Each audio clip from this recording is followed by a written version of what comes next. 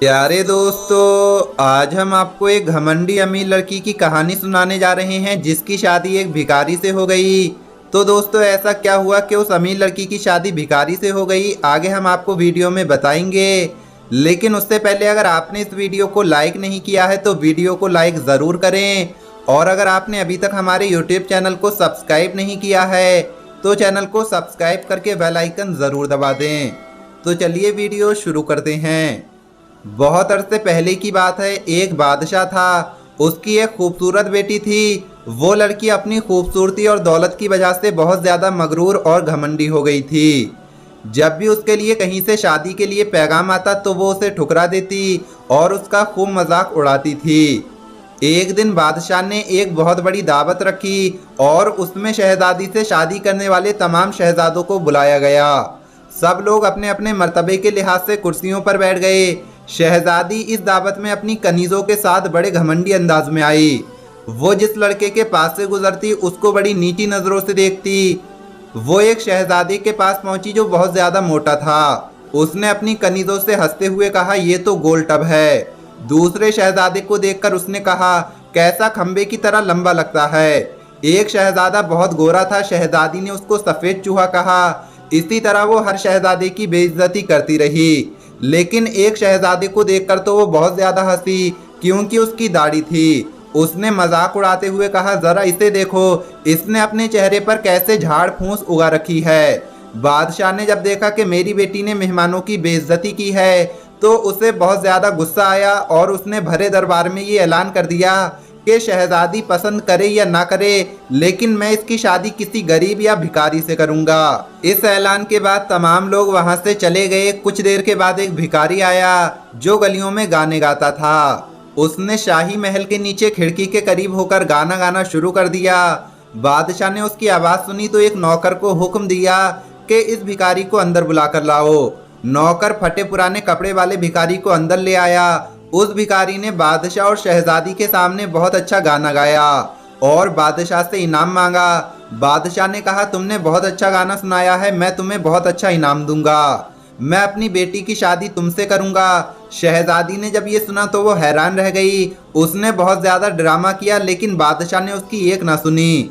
बादशाह ने उसे डांटते हुए कहा, मैंने मेहमानों के सामने कसम खाई थी कि मैं तुम्हारी शादी किसी भिखारी से करूंगा। अब मैं वो कसम पूरी कर रहा हूँ। इसके बाद बादशाह ने उन दोनों का निकाह करवा दिया और कहा, तुम अपने शौहर के साथ जाने की तैयारी करो। शहजादी रोती पीटती भिखारी के साथ चल दी। रास्ते में वो एक शिकारगाह के करीब से गुजरे। वो शिकारगाह बहुत बड़ी थी। शहजादी ने पूछा, ये शिकारगाह किसकी है? भिखारी बोला, मैंने सुना है तुमने एक दाढ़ी वाले बादशाह का मजाक उड़ाया था। ये शिकारगाह उसी की है। अगर तुम उससे शादी कर लेती तो ये तुम्हारी मिल्कियत हो जाती। इसके बाद वो एक बड़े बाग में पहुंचे। उसे देखकर शहजादी ने पूछा, ये किसका बाग है? भिखारी ने कहा, ये बाग भी उसी दाढ़ी वाले का है। फिर वो एक बड़े अजीमो शान शहर में दाखिल हुए। इतना बड़ा और खूबसूरत शहर देखकर शहजादी हैरान रह गई। उसने पूछा, इस शहर का मालिक कौन है? फकीर ने उसे बताया, ये शहर दाढ़ी वाले बादशाह के मुल्क में आता है। अगर तुम उससे शादी कर लेती तो ये सब कुछ तुम्हारा होता। शहजादी बोली, अरे मैंने तो बहुत बड़ी गलती कर दी, काश मैं उससे शादी कर लेती। भिखारी ने नाराज होते हुए कहा, मुझे इससे कोई मतलब नहीं, मगर तुम मेरे होते हुए दूसरे मर्द की बात क्यों कर रही हो? क्या मुझ में कोई कमी है? इसके बाद वो एक छोटी सी झोपड़ी के करीब पहुंचे। शहजादी ने कहा, कैसी बदनुमा और छोटी सी झोपड़ी है? भिखारी बोला, ये मेरा घर है और यही वो जगह है जहां हमें जिंदगी गुजारनी है। शहजादी बोली, तुम्हारे नौकर कहाँ हैं? भिखारी ने कहा, हमें नौकरों से क्या काम, तुम हर काम कर सकती हो। अब आग जलाओ और मेरे लिए खाना पकाओ, मैं बहुत ज़्यादा थक गया हूँ। क्योंकि शहजादी को खाना पकाना ना आता था, इसलिए भिखारी ने उसकी मदद की और कुछ देर के बाद उन्होंने उल्टा सीधा खाना पकाकर खा लिया और सो गए। दूसरे दिन भिखारी ने उसे जगाया और घर का काम करने के लिए कहा। शहजादी पूरा दिन काम करती रही, ऊपर से भिखारी की डांट भी सुनती रही। इसी तरह से उन्होंने कुछ दिन गुजार लिए। एक दिन भिखारी ने कहा कि मैंने जो कुछ कमाया था वो खर्च हो चुका है, अब कमाने की बारी तुम्हारी है। मैं तुम्हें लकड़ी लाकर देता हूँ, तुम उससे टोकरियाँ बुन देना। ये कहकर वो जंगल गया और टोकरी का सामान काट कर ले आया।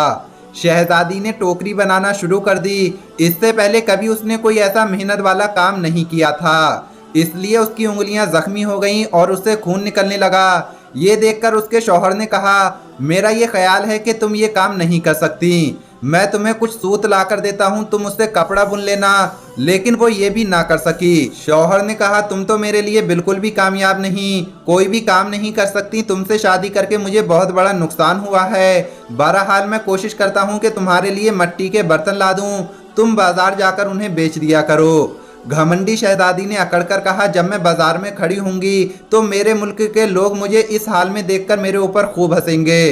तो शौहर ने कहा, ये मेरा मसला नहीं है, अगर तुम भूख से नहीं मरना चाहती हो तो तुम्हें ये काम करना ही पड़ेगा।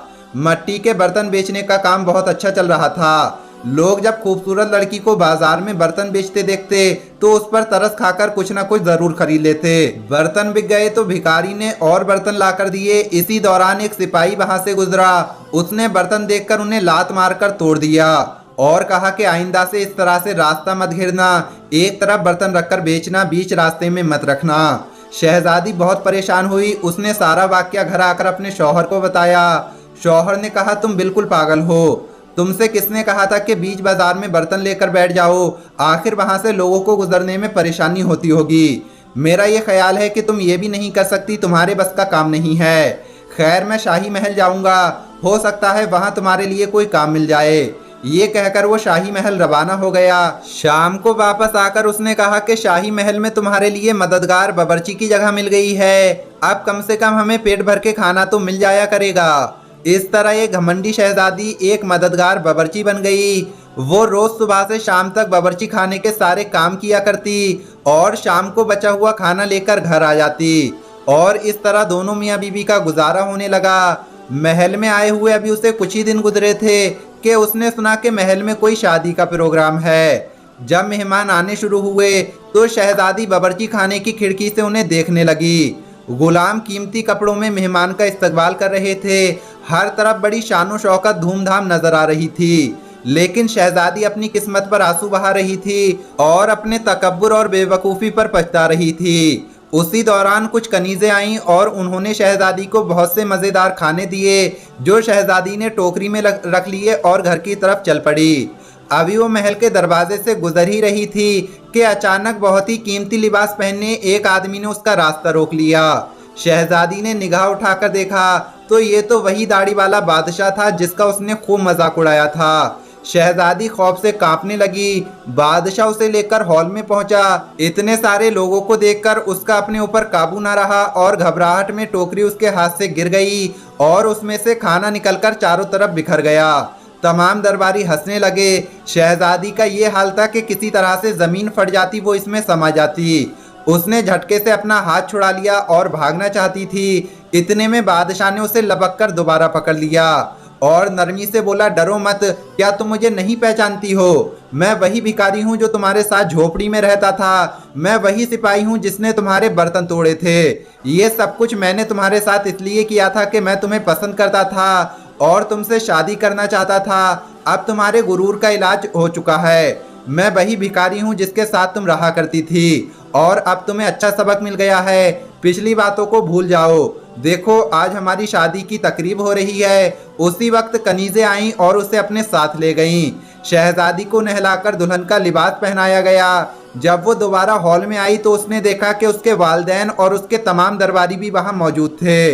लोगों ने उसे मुबारकबाद दी। अब शहजादी बिल्कुल बदल चुकी थी। उसका गुरूर, अकड़ और दूसरों से नफरत सब खत्म हो चुकी थी। उसने जिंदगी गुजारने का ढंग सीख लिया था। प्यारे दोस्तों, ये वीडियो आपको कैसी लगी कमेंट बॉक्स में ज़रूर बताएं। आज की इस वीडियो में इतना ही। अल्लाह हाफिज़।